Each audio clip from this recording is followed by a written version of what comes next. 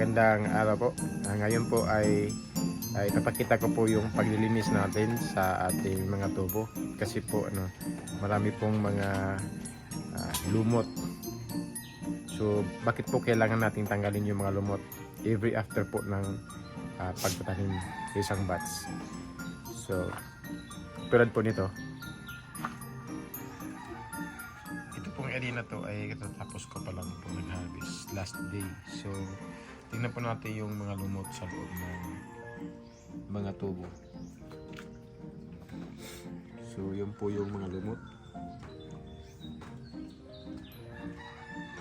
So bakit kailangan po nating tanggalin yung mga lumot bago po nating tamnan ng bagong mga binhi or bagong mga seedlings. Ito po yung itatransplant natin dun. Ito po ay Evelyn variety ng Loliobionda.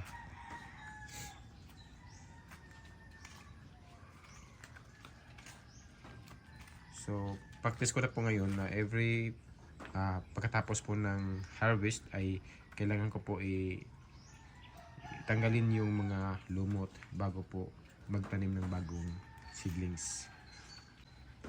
Ngayon po ay pasyal po muna tayo sa ating halaman. Ito po ay nasa 1 week na po to after transplanting.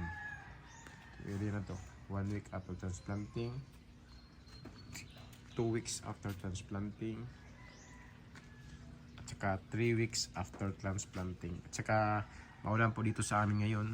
So medyo may kabagalan po yung pagtubo ng ating mga halamang litos dahil po sa kulang po sa sunlight ng ating mga halaman na nakukuha. So but anyways po, siguro maganda-ganda rin naman ang expected harvest. Pero di talaga kasintulad ng summer season na talagang maganda po talaga ang mga dahon.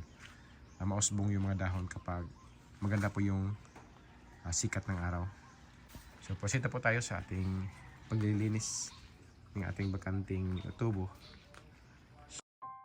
Una po ay ilipat po natin lahat ng mga naiwang litos doon po sa gilid na mga tubo. Para po ay hindi tayo mahihirapan sa pagtanggal po ng mga lumot gamit ang ating pressure washer.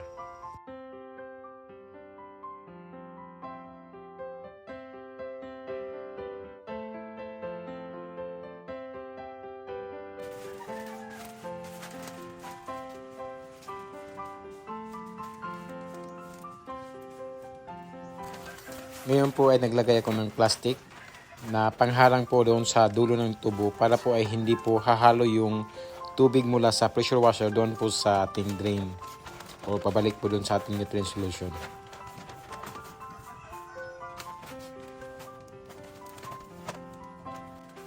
Tsaka pinapatay ko yung daloy ng nutrient solution at tinanggal po yung microtubes para hindi po ko mahihirapan sa paglinis gamit ang pressure washer.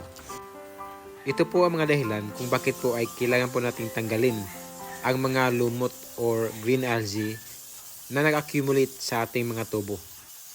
Una po ay ang mga lumot ay naging competitor po sa ating mga halamang litos na mag-absorb ng mga nutrients. Katulad po kasi ng mga halaman, ang mga lumot rin ay nag-absorb ng nutrients doon sa ating nutrient solution at gumagamit rin ng sunlight para sa kanilang development. At minsan ay bumabalot ito sa mga ugat ng ating halamang litos at naging sanhi na mahihirapan ng ating halamang litos na mag-absorb ng mga nutrients.